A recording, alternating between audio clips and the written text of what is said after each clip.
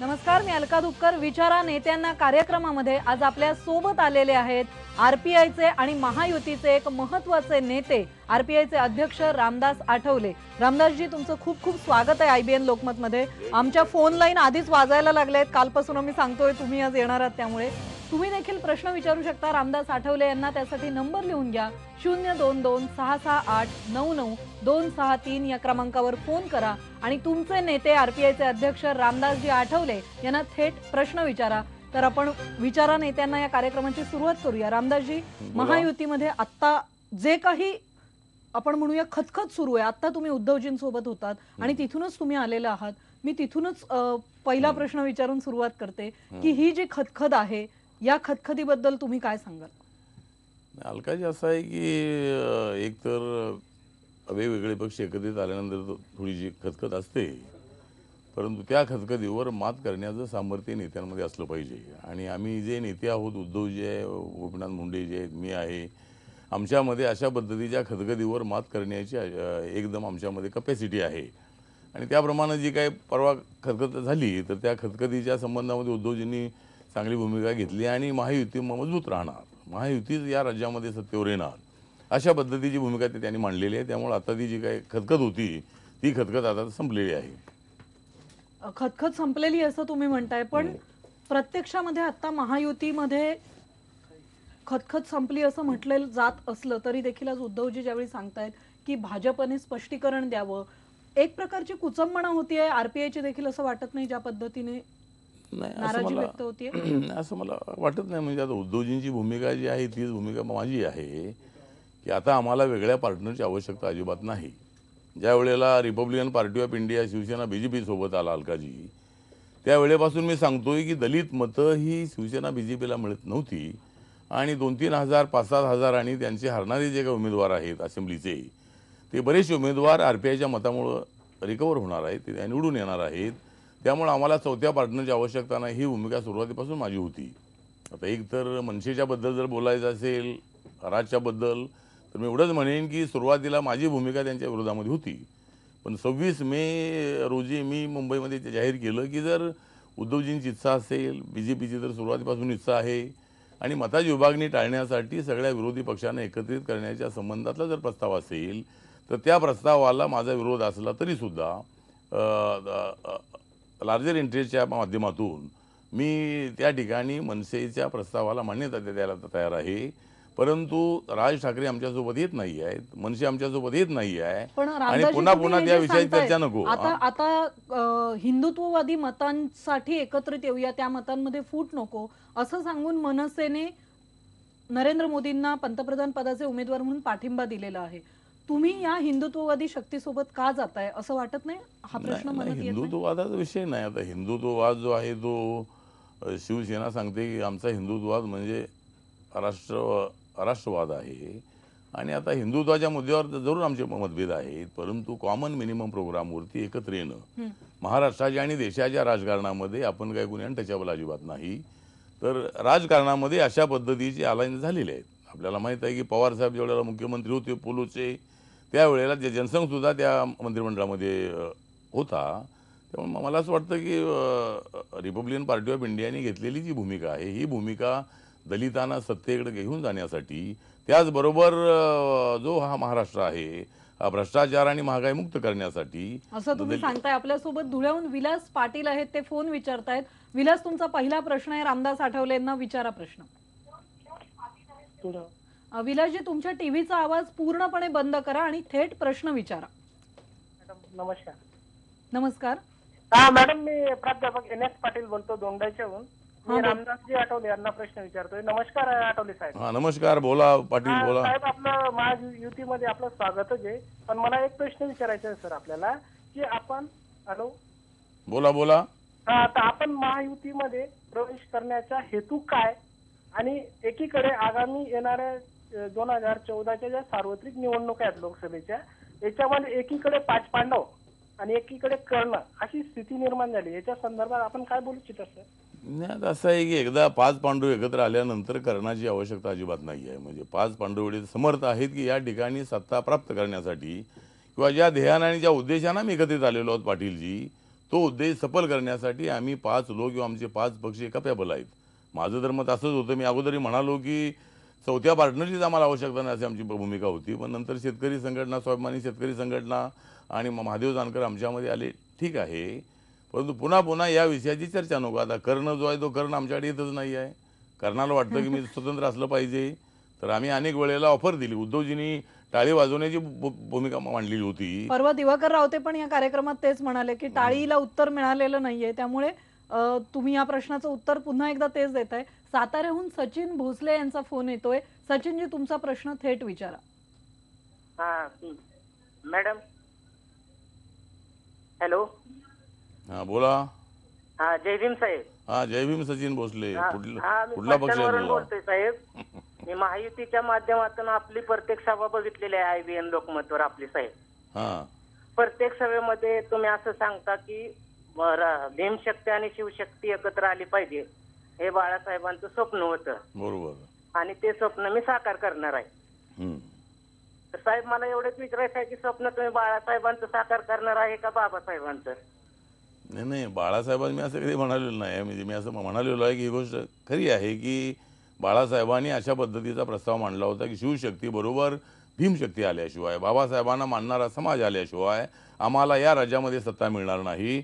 आणि विधानसभेवर जर आम्हाला जर भगवा फडकवायचा असेल तर त्या ठिकाणी निळा सोबत आल्याशिवाय हे दोन्ही झेंडे फडकणार नाही. त्यामुळे बाळासाहेबांचं जे स्वप्न आहे शिवशक्ती भीमशक्तीला सत्तेत आणण्यात, ते तर साकार करायचंच आहे.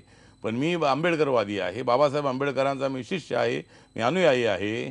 आणि त्यामुळं बाबासाहेबांचं दलितांना सत्तेकडे घेऊन जाण्याचं स्वप्न मला साकार करायचंच आहे. म्हणजे मी बाबासाहेबांना विसरण्याचा प्रश्न अजिबात येत नाही आहे. भोसलेजी बाबासाहेबांचंही स्वप्न साकार करायचं आहे. तुम्ही हे म्हणताय की शिवशाही आणि आंबेडकरवाद या दोघांचंही स्वप्न तुम्ही पूर्ण करणार आहात. आपल्या सोबत भारिप बहुजन संघ जो आहे त्याचे युवक अध्यक्ष उमेश चव्हाण आहेत, ज्यांनी पुण्याहून प्रश्न विचारलाय रामदासजी आठवले यांना. ऐकूया उमेश चव्हाण यांचा हा प्रश्न. माझं नाव उमेश चव्हाण. माझा रामदास आठवलेंना एक प्रश्न आहे. प्रश्न असा की दलित पॅन्थरची आणि शिवसेनेची दंगल झाली होती आणि त्याच्यामध्ये भागवत कांबळेंचा बळी गेला होता, त्यांची हत्या झाली होती दंगलीमध्ये. कांबळे नाही, भागवत जाधव. ज्याप्रमाणे शिवसेना आणि भाजपा हा नैसर्गिक मित्र आहे, तसं RPI आणि दलित पॅन्थर हा कधीच शिवसेना आणि BJPचा नैसर्गिक मित्र नसताना तुम्ही कुठल्या विचारधारेवर आधारित त्यांच्याशी मैत्री करून महायुतीमध्ये जाऊन बसला आहात? हां, तर आता उमेशजी असं आहे की पुन्हा पुन्हा आम्ही या मुद्द्यावरती चर्चा केलेली आहे की आमचा अलायन्स हा पॉलिटिकल आहे, आमचा अलायन्स हा वैचारिक अजिबात नाही. आणि अशा पद्धतीचे अनेक पक्ष एकत्रित आलेले आहेत. जनता पार्टीची स्थापना झाली त्यावेळेला वेगवेगळ्या विचाराचे पक्ष एकत्रित आले आणि काँग्रेस पक्षाची इंदिरा गांधींची सत्ता उलथून टाकायची यासाठी ते एकत्र आले होते. आता आम्ही जे एकत्रित आलेलो आहोत ते आम्ही एकत्रित येण्याचं कारण हेच आहे की महाराष्ट्रातली महायुतीची सत्ता, महाराष्ट्रातल्या 11-11.5 कोटी जनतेला मोठा भार झालेली किंवा या ठिकाणच्या माणसांवर सातत्याने अन्याय करणारी ही सत्ता उलथवून टाकण्यासाठी आम्ही एकत्रित आलेलो आहोत. त्यामुळे वैचारिक पातळीवर आम्ही एकत्रित आलेलो नाही, हे मात्र आपण लक्षात ठेवणं अत्यंत आवश्यक आहे. पुढचा प्रश्न मुंबईतून आलाय. विक्रोळीतून वसंत पवार प्रश्न विचारतायत. पवार साहेब, तुमचा प्रश्न विचारा. Hello hello. हा, तुमच्या टीव्हीचा आवाज पूर्णपणे बंद करा आणि थेट प्रश्न विचारा. आणि सगळ्या प्रश्नकर्त्या प्रेक्षकांना एक विनंती करतोय की तुमच्या टीव्हीचा आवाज पूर्ण बंद केला तरच तुमचा प्रश्न आम्ही घेऊ शकतो. वसंतजी, प्रश्न विचारा. मी आठवले साहेबांना ही विनंती करतो. हॅलो. हा बोला, वसंत पवार बोला. हा सर, मी तुम्हाला एकच विनंती करतो की आता आपण जी शिवसेना आणि भीमसेना एक आणलेली आहे. हॅलो. हा बोला बोला बोला, विचारा. हा सर, तर ही शिवसेना आणि भीमसेना ही शेवटपर्यंत आपण एक ठेवणार का सर?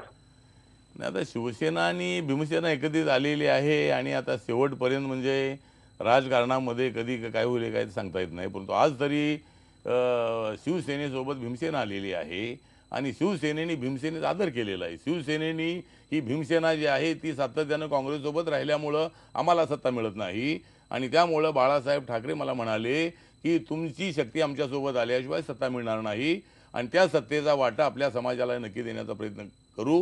त्यामुळे आता कुठंपर्यंत आम्ही राहणार, आज तरी आम्ही त्यांच्यासोबत आहोत, कायमचे राहणार का असा जो प्रश्न विचारलेला आहे.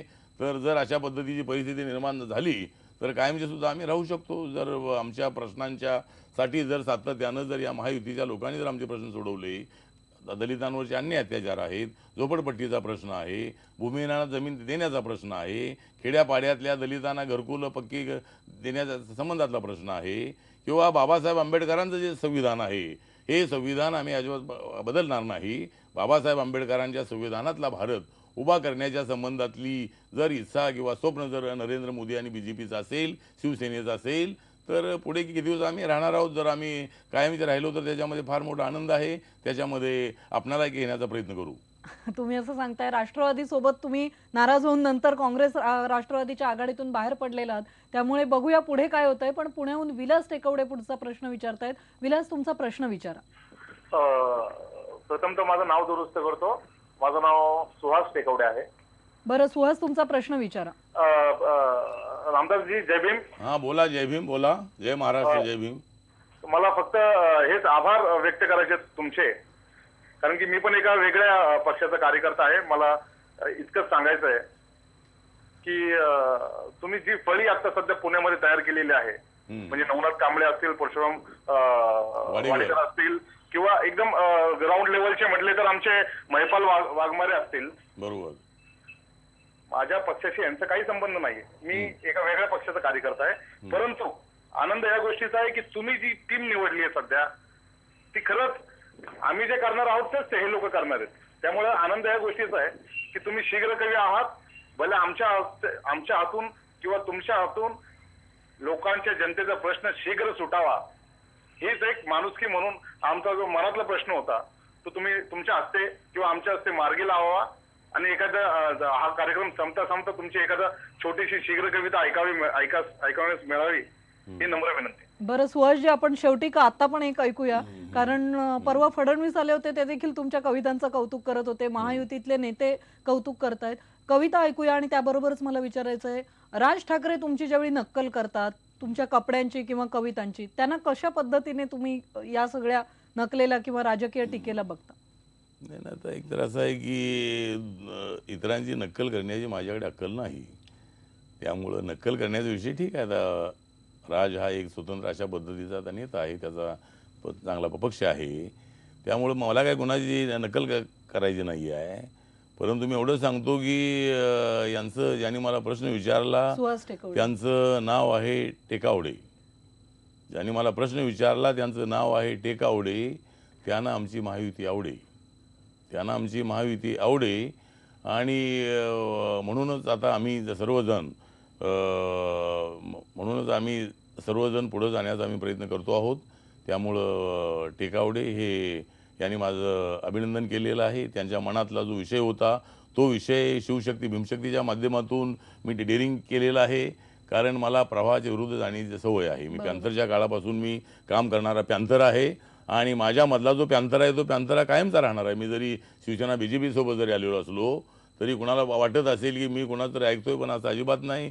मी मनातून पेटलेला आहे आणि माझ्या मनातला जो हुंकार आहे, माझ्या मनातली जी आग आहे, ती आग माझ्या समाजासाठी मी वापरण्याचा प्रयत्न करणार आहे. कल्याणहून विलास कांबळे पुढचा प्रश्न विचारतायत. विलास, तुमचा प्रश्न विचारा. हा, मी कल्याण डोंबिवली महानगरपालिका बहुजन कर्मचारी परिवर्तन संस्थेचे सेक्रेटरी आहेत. कल्याण डोंबिवली महानगरपालिका बहुजन कर्मचारी परिवर्तन संस्थेचा सेक्रेटरी आहे मी, विलास कांबळे. बोला बोला. हा बोला. हा, तर रामदासजी आठवले, जय भीम. बोला. जय भीम बोला. हा, तर आपण जे महायुतीत गेला, आपण ठाकरे साहेबांकडे गेलात, तर ठाकरे साहेबांकडे जाताना आपल्या पक्षाच्या आपल्या जे नेत्यांचा काय फायदा होईल? हा, आपला प्रश्न फार अत्यंत महत्त्वाचा आहे की जर आम्ही आता शिवसेना BJPकडे गेलेलो आहोत तर त्यामध्ये आपल्या समाजाचा काय फायदा आहे. तर आता आपल्या समाजाचा जो अजेंडा आहे, आपल्या समाजाचा अजेंडा इम्प्लिमेंट करण्यासाठी, त्याची अंमलबजावणी करण्यासाठी जर उद्या कदाचित आपल्यासारख्या लोकांनी आम्हाला मतदान केलं आणि उद्या महायुती जर या राज्यामध्ये सत्तेवर आली तर दलितांच्या प्रश्नांकडे काँग्रेसने जेवढं लक्ष ते दिलं नाही, मॅनिफेस्टोमध्ये विषय मांडायचे आणि त्याचं इम्प्लिमेंटेशन करायचं नाही, सेक्युलरिझमच्या नावाखाली सातत्यानं शिवसेना BJPला ठोकायचं, अशा पद्धतीची भूमिका नेहमी काँग्रेसची राहिलेली आहे. त्यामुळे आपला जो प्रश्न आहे की आपल्या समाजाचं काय होणार आहे, तर जर आम्हाला सत्तेमध्ये जाण्याची संधी मिळाली, जर आपली सत्ता आली तर दलितांच्या प्रश्नांकडे जाणीवपूर्वक लक्ष देण्याचा आम्ही प्रयत्न करणार आहोत. बघा आम्ही काय करतोय ते. बघणार आहोत काय करतोय ते, असं तुम्ही सांगताय, वाट बघा म्हणून सांगताय, पण तुमच्या उत्तरांची देखील आम्ही वाट बघणार आहोत. काही तुमचे प्रेक्षक आणि तुमच्या कवितांचे चाहते तुमच्या कवितांची देखील वाट बघतायत आठवलेजी. तेव्हा आता एक ब्रेक घेऊन आपण या कार्यक्रमात पुन्हा भेटूया. विचारा नेत्यांना कार्यक्रमात तुम्ही रामदास आठवले यांना थेट प्रश्न विचारू शकता. त्यासाठी स्क्रीनवर आम्ही त्याचा फोन नंबर देतोय. तुम्ही थेट प्रश्न विचारा. आम्ही एक ब्रेक घेऊन पुन्हा भेटू.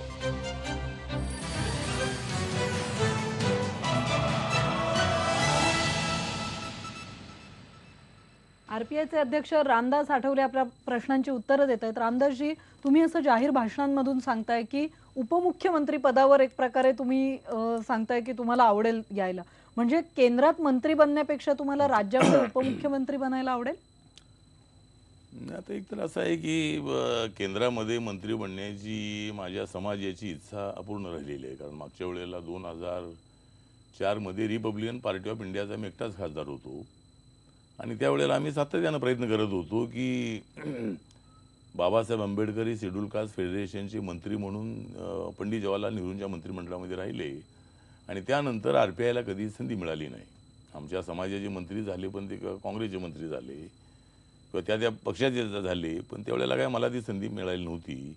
पण आता मात्र देशाचा सिनेरिओ असा आहे की सत्ता बदलणार आहे आणि एनडीएची सत्ता केंद्रामध्ये येणार आहे. त्यामुळं एनडीएची सत्ता जर केंद्रामध्ये आली तर मला आश्वासन दिलेलं आहे नरेंद्र मोदी, त्यानंतर राजनाथ सिंगजींनी, गोपीनाथ मुंडेजींनी की केंद्रामध्ये नक्कीच आपल्याला मंत्रिपद देऊ. त्यामुळे आता मला तर सुरुवातीला तर केंद्रामध्ये मंत्री व्हावं लागेल आणि नंतर बघू. आता जे उपमुख्यमंत्री पदाचं मी पुन्हा बोलत होतो, पण आता एकाच वेळेला काय मला 2 पदं मिळणार नाहीत, परंतु एकदा मला दिल्लीमध्ये सेटल होऊ द्या, मग त्यानंतर मी इकडे महाराष्ट्राकडे बघतो. पण महाराष्ट्रावर लक्ष आहे, तुमची इच्छा पण महाराष्ट्रावर आहे. मी महाराष्ट्रामधूनच मी तिकडे गेलेलो आहे, त्यामुळं महाराष्ट्रातल्या जनतेसाठी काम करण्यामध्ये नक्कीच आनंद आहे. पण आता महाराष्ट्राच्या जनतेबरोबरच मला आता जर केंद्राच्या मंत्रिमंडळामध्ये कॅबिनेट मंत्रिपद मिळालं, चांगलं खातं मिळालं, तर मी देशभरातल्या दलितांसाठी, मागासवर्गीयांसाठी एवढंच नव्हे तर सगळ्या जाती धर्मासाठी मी काम करणारा कार्यकर्ता राहणार आहे. त्यामुळं एकदा मला केंद्रामध्ये मंत्रिपद तर घेऊ द्या, मग अलकाजी नंतर बघतो मी इकडे महाराष्ट्राकडे. बरं, ठीक आहे. धुळ्याहून अनिल गोयर प्रश्न विचारतायत. अनिल, प्रश्न विचारा. हॅलो. हा बोला अनिल गोयर, बोला. जय भीम साहेब. जय भीम, जय भीम. मी वाल्मिकी समाजाचा आहे साहेब. कुठला समाज आहे? वाल्मिकी समाज. वाल्मिकी समाज. मी धुळ्यातून बोलतोय साहेब. हा बोल. तुम्ही मोठे नेते, माझ्या बोलण्याचा निगेटिव्ह घेऊ नका माझ्या बोलण्यामध्ये. अजिबात नाही, बोला काय बोलायचं, रोज ऐकतो आम्ही. माझं असं मत आहे की तुम्ही ज्या आरपीआय संघटनेचं नेतृत्व करता आणि आज ज्या युतीमध्ये तुम्हाला ज्या युतीतून ज्या जागा तुम्हाला भेटणार आहेत आरपीआय साठी युतीतून, त्याच्यातून दलितांच्या सर्व समाज घटकांना तुम्ही नेतृत्व देणार का? आमदारकीत, खासदारकीत, वाल्मिकी समाजाला, मातंग समाजाला, चर्मकार समाजाला, का फक्त एका समाजाचे तुम्ही नेतृत्व करीत आहात? काय नाव? अनिल गोयर आहेत. अनिल, तुझा प्रश्न अत्यंत महत्वाचा आहे आणि आमचा सातत्यानं हाच प्रयत्न आहे, माझा आणि माझ्या पक्षाचा, की बाबासाहेबांच्या खुल्या पत्रातला रिपब्लिकन पक्ष जर आम्हाला पुढे चालवायचा असेल तर तो बौद्धेतरांना एकत्र करणारा, दलितेतरांना एकत्र करणारा, इतर मागासवर्गीयांना एकत्र करणारा, एवढंच नव्हे तर ब्राह्मण असेल, मराठा असेल, या सगळ्या जाती जमातींना एकत्र करणारा आपला पक्ष असला पाहिजे. आता जर अनिल तू बघ की साताऱ्याची आम्हाला एकच जागा मिळालेली आहे आता, त्या ठिकाणी संभाजी संकपाळ नावाचा मराठाचा समाजाचा जो कार्यकर्ता आहे त्याला आम्ही त्या ठिकाणी संधी दिलेली आहे.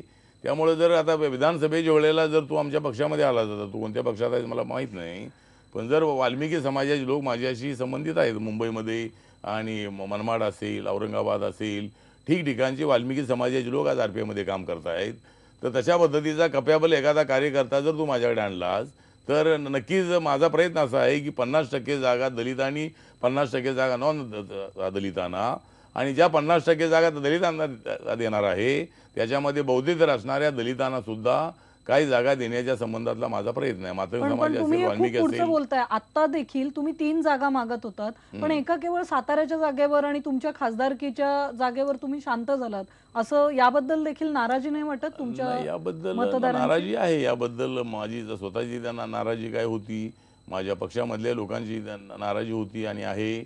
आता आम्हाला 3 जागा देण्याच्या संबंधातलं आश्वासन उद्धवजी मुंडेजी यांनी मला ते दिलं होतं, परंतु नंतर स्वाभिमानी शेतकरी संघटना ही आपल्या अलायन्समध्ये आली, महादेव जानकर या आपल्या अलायन्समध्ये आले आणि त्यामुळे RPIला मिळणाऱ्या ज्या 3 जागा होत्या त्याच्यामध्ये आम्हाला एका जागेवर समाधान मानावं लागलेलं आहे. त्याच्यामध्ये मी तर समाधानी नाही. अजून एखादी जागा आम्हाला मिळायला पाहिजे होती. अजून मी प्रयत्न करतोय, पण त्यामध्ये काही यश येईल असं मला वाटत नाही.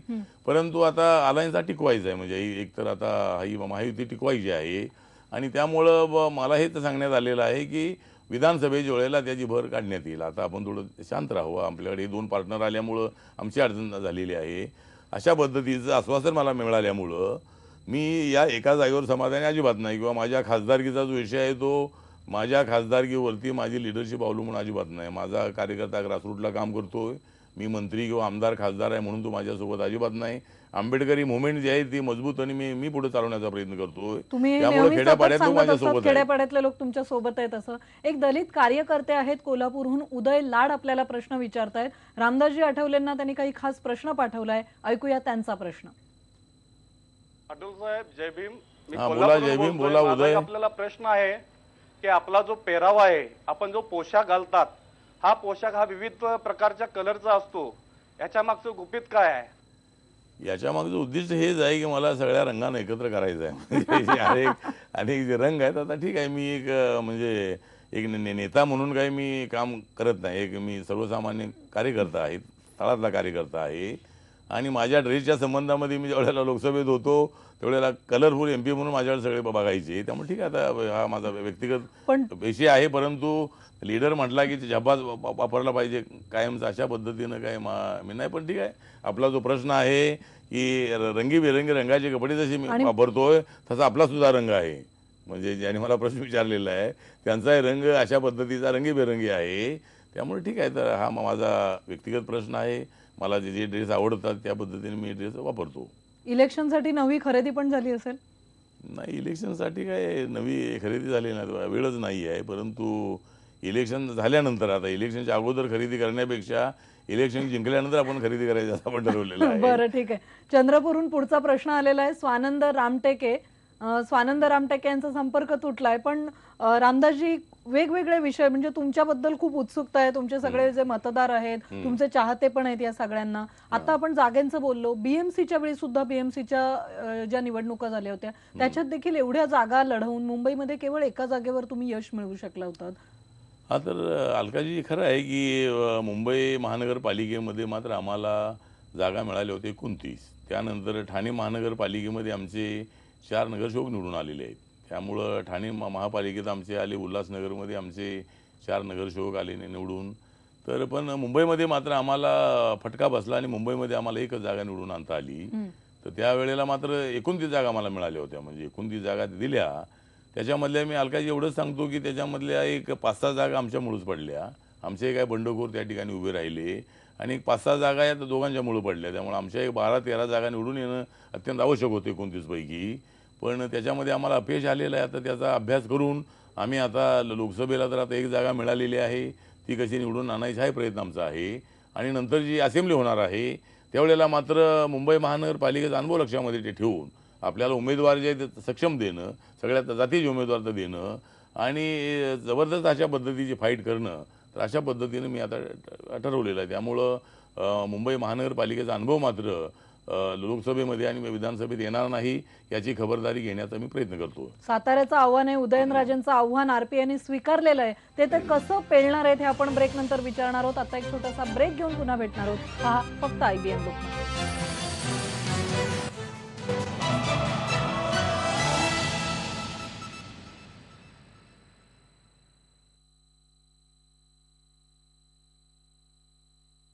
शीघ्र कवी असलेले आणि RPIचे नेते रामदास आठवले आपल्या सोबत आहेत. कविता पण लिहित आहेत बसल्या बसल्या ते आणि प्रश्नांना उत्तरं देत आहेत.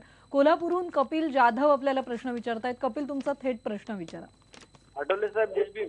हा, बोला. जय भीम, बोला. हा, मी आपल्याला प्रश्न विचारणार आहे की आपल्या पक्षामधला सचिन खरात हा आपल्या आपण माहिती गेल्यामुळे बाहेर पडला. एक तरी झंझावात त्याच्या नाव आता दिसत आहे.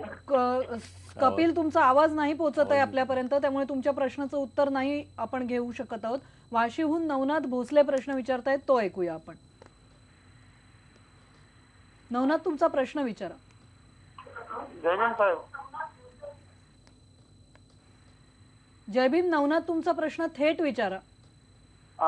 साहेबाला जय भीम करायचं आहे. हा, जय भीम साहेब, मी नवी मुंबई वाशी रावण गायकवाडचे इथून बोलतो. म्हणजे आमचाच तू दिसतोय कार्यकर्ता. हा साहेब, तुमचाच आहे मी. साहेब, मी गेल्या 10 तारखेला तुमच्याकडून एक लेटर घेतलंय. ओवळ साहेब, मी आणि गायकवाड साहेब आलो होतो. हा, बरोबर. हा, आणि ते निरीक्षक आहेत आपले नवी मुंबईचे मिसे. नवनाथजी, तुमचा जो काही प्रश्न आहे ना, तो प्रश्न थेट विचारा तुम्ही. बाळासाहेब मिर्जेना दिलंय. हा, त्यांच्याकडे लेटर दिलं तरी काय काम होत नाही साहेब. नाही, काय काम आहे आपलं? काय मला दृष्टीतून कमी आजारमानी होतं साहेब. हा, आणि त्याचे काय सैन्याचे काम का लवकर घेतात आणि मला घेत नाहीत.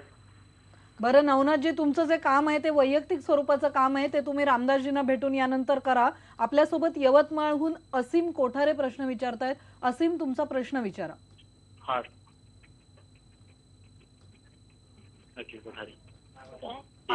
असीम, तुमचा प्रश्न पुन्हा विचाराल, तुमचा आवाज नाही पोचू शकत आहे. हा, ठीक आहे मॅडम. हॅलो, नमस्कार. नमस्कार. टीव्हीचा आवाज तुमच्या पूर्ण बंद करून प्रश्न विचाराल असीम, प्लीज. हा, अखिल कोठारे बोलतो मी, झरी जामणी तालुक्यातून. हा, बोला. तर आमचा तालुका मागासवर्गीय आहे. हॅलो. हा, बोला. कोणता तालुका तुमचा यवतमाळ मधला? झरी जामणी सर. हा, झरी जामणी. हा, बोला. आणि कुवारी मातेचा हा खूप मोठा प्रश्न आहे. इथले नेते या गोष्टीला जबाबदार आहे सर. हा, तुमचा जो काही प्रश्न आहे तो आता सोडवण्यासाठी आता एक 6 महिने वाट बघा. आता आमच्या महायुतीचं सरकार आलं की तुमचा प्रश्न सोडवून टाकू, काय जे असेल ते. पुढचा प्रश्न नांदेडहून आलाय. राजेश ढवळे प्रश्न विचारतायत. राजेश, तुमच्या टीव्हीचा आवाज पूर्ण बंद ठेवा आणि थेट प्रश्न विचारा. जय भीम आठवले साहेब. हा, बोला. जय भीम. आपली जी युती आहे, आता युतीमध्ये 2 विचार पुरावा आहेत. एक हिंदुत्ववादी विचार पुरावा आहे आणि दुसरा आंबेडकरवादी, ज्यामध्ये माधव जानकरी येतील. पण बहुतांश वेळेस असंच राहिलेले आहे, दलितांचे मत हिंदुत्ववाद्यांनी आतापर्यंत घेतलेले आहेत. किंबहुना बॉम्बेमध्ये जेव्हा महानगरपालिका झाली त्या ठिकाणी तसंच घडलं. मग याही वेळेस त्यांची मतं न देता फक्त दलितांचीच मतं घेतील असं झालं तर नेमकं तुमच्याकडे काय आहे, आयडियोलॉजी काय असेल? हा, तर आता आपण बोलताय ती खरी गोष्ट आहे की अलायन्स म्हटला की गिव्ह अँड टेकची पॉलिसी असते. म्हणजे जशी आमची मतं त्यांना मिळतात तशी त्यांची मतं आम्हाला मिळाली पाहिजेत. आणि आता आपले लोक जर निवडून आणायचे असतील तर मग त्यांची मतं मिळाल्याशिवाय ते निवडून येत नाहीत. आणि त्यांचे उमेदवार जे आहेत ते आपली मतं मिळाल्याशिवाय ते निवडून येत नाहीत. त्यामुळं ही गोष्ट खरी आहे की मागच्या वेळेला मात्र थोडं झालेलं आहे. त्यावेळेला अलायन्स आपला नवीन होता, पण यावेळेला काय असं होणार नाही. आता साताऱ्यामध्ये आपला उमेदवार उभा आहे, नंतर असेंब्लीला आपल्याला काय जागा मिळतील, तर त्यावेळेला असं काय होणार नाही. असं काय झालं तर नंतर बघू आपण काय करायचं ते. परंतु नक्कीच यावेळेला मात्र शिवसेना भाजपचे मध्ये आपल्याला मिळणं अत्यंत आवश्यक आहेत.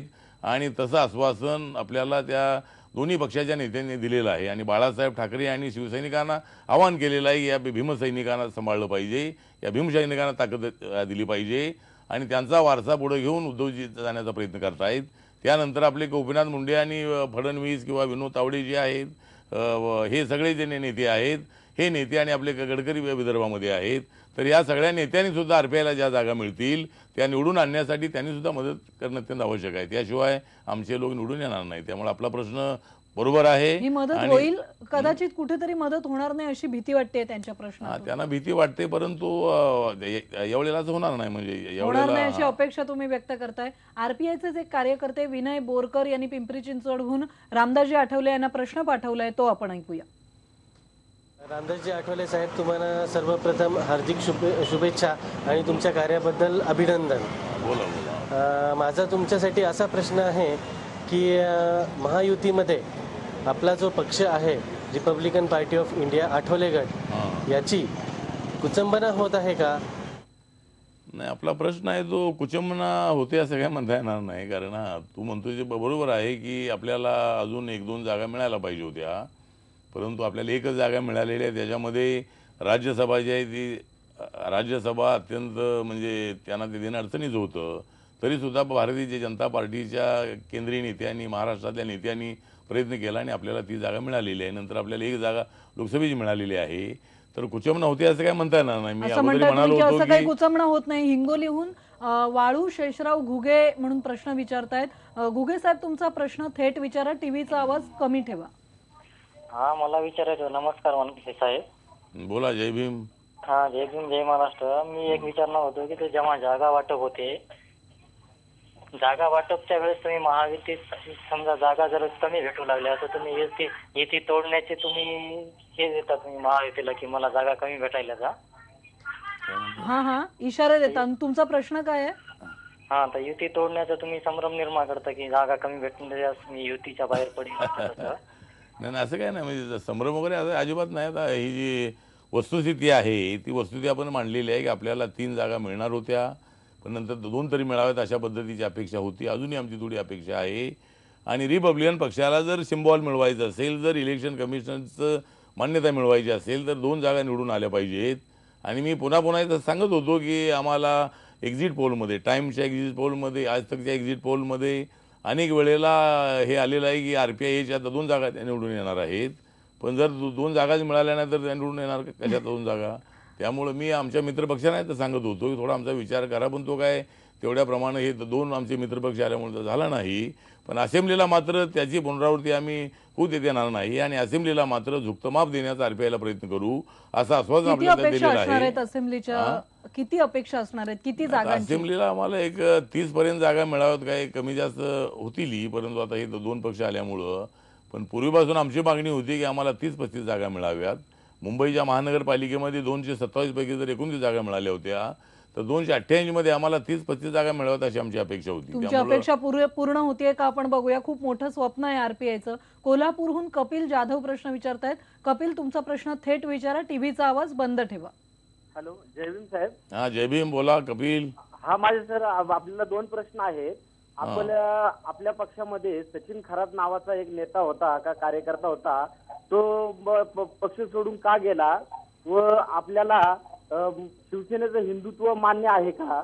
सचिन खरात या कार्यकर्त्याबरोबर आम्ही आमच्यासारखे तरुण आता काम करण्यासाठी आम्ही इच्छुक आहोत. बरं कपिलजी, तुमचा प्रश्न समजलेला आहे. हिंदुत्वाबद्दलची आपली भूमिका मगापासून अनेक वेळा आठवलेंनी स्पष्ट केलेली आहे. सचिन खरात पक्ष सोडून का गेले असा प्रश्न विचारतात. आता पक्ष सोडून जाणं आता आपल्या समाजामध्ये असं आहे की मी ज्यावेळेला शिवसेना BJP सोबत अलायन्स केला त्यावेळेला प्रत्येक विषयावरती आणि प्रत्येक खेड्यापाड्यातल्या कार्यकर्त्यासोबत मी चर्चा केलेली आहे.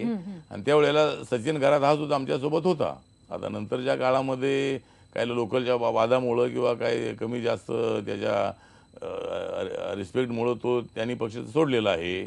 त्यामुळे आता आपण सुद्धा कपिल एवढी गटबाजी करू नका. आपण जर खरे आंबेडकरवादी असाल तर मी आंबेडकरवादी आहे आणि हिंदुत्वाच्या मुद्द्याशी आम्ही सहमत नाही असं आम्ही अनेक वेळेला सांगितलेलं आहे. हा अलायन्स आपला पॉलिटिकल आहे आणि त्यामुळं कोणाला पक्ष सोडण्याची आवश्यकता नाही. तुम्ही दररोज एखादा गट निघाला की तुम्ही तिकडं पळता आणि सांगता की एकत्र आलं पाहिजे. त्यामुळं अशा पद्धतीच्या गटबाजीला आपण खत पाणी घालता कामा नये. सचिन खरात माझा कार्यकर्ता आहे, माझ्या तालमीत तयार झालेला कार्यकर्ता आहे आणि आज ना उद्या तो माझ्यासोबत येणार आहे. म्हणजे परंतु छोट्या मोठ्या कारणामुळे काय पक्ष सोडता का कामा नये. बरोबर आहे, गटबाजी करू नका असं तुम्ही आवाहन करताय. शेवटच्या भागात आणखी आपण सगळ्यात महत्वाचं म्हणजे आठवलेंनी कविता लिहिलेली आहे इथे बसल्या बसल्या, ती ते ऐकवणार आहेत. पण एका ब्रेक नंतर, तेव्हा कुठेही जाऊ नका. पहा फक्त IBN लोकमत.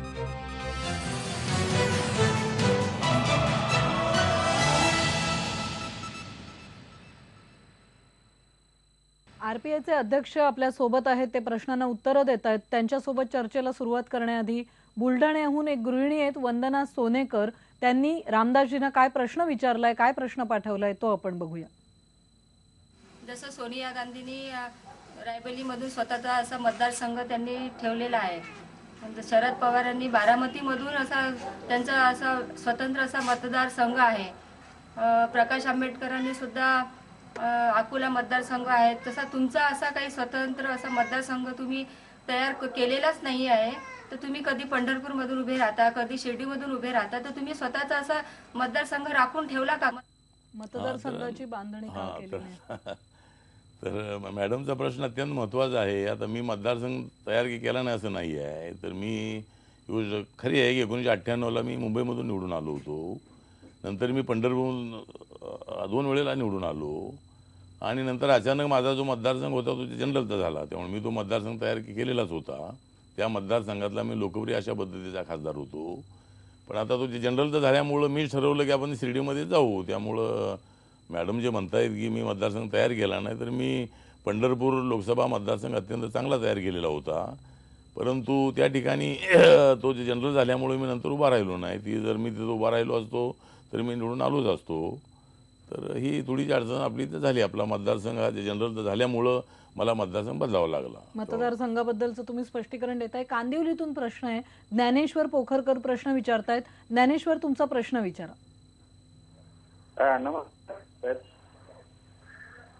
नमस्कार म्हटलं साहेब, पोखरकर बोलतोय. हा, बोला बोला पोखरकर. जय भीम. बोला. जय महाराष्ट्र. बोला. हॅलो. हा, तुम्ही समोरून जय भीम बोललात, बरं झालं. पण भालचंद्र मुनगेकर चान्सलर होते मुंबई विद्यापीठाचे, ते आता मला वाटतं राज्यसभेवर आहेत. आता राज्यसभेवर आहेत काँग्रेसच्या वतीनं. हो, तर त्यांना जय भीम या शब्दाचं वावडे असं मला वाटतं, कारण अनेक लोक त्यांना जय भीम हा शब्द ज्ञानेश्वरजी, आमची एक विनंती आहे तुम्हाला. ज्ञानेश्वरजी, मुणगेकर सर तुमच्या प्रश्नाचं उत्तर द्यायला आता इथे नाही आहेत. रामदास आठवले यांना तुम्हाला काही प्रश्न विचारायचा असेल तर तो प्रश्न कृपा करून विचारा तुम्ही.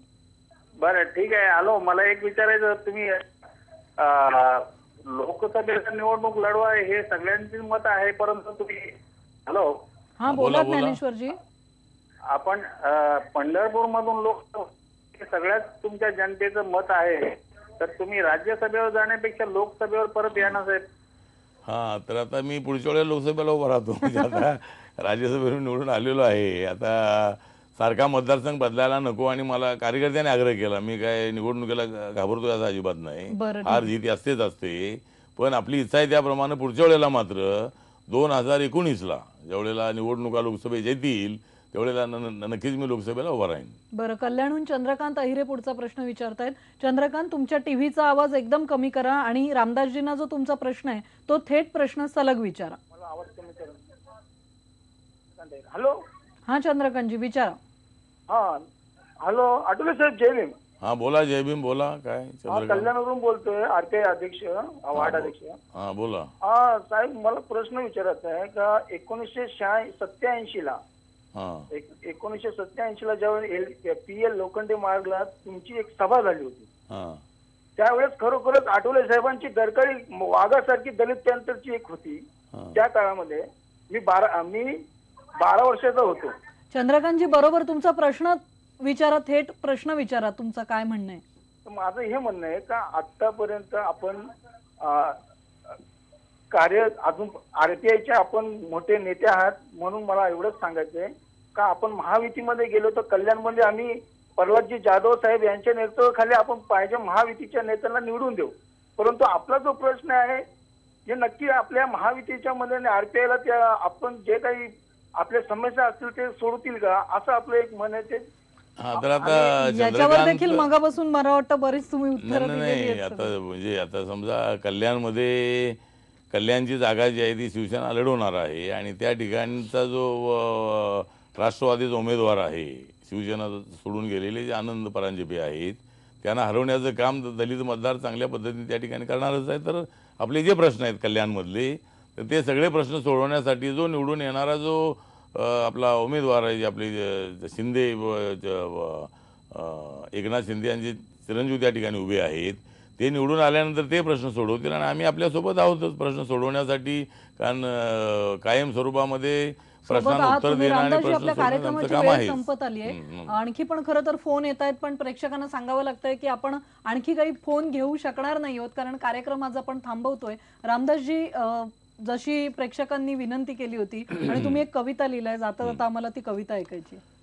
हा, तर आता मी कविता लिहितो, परंतु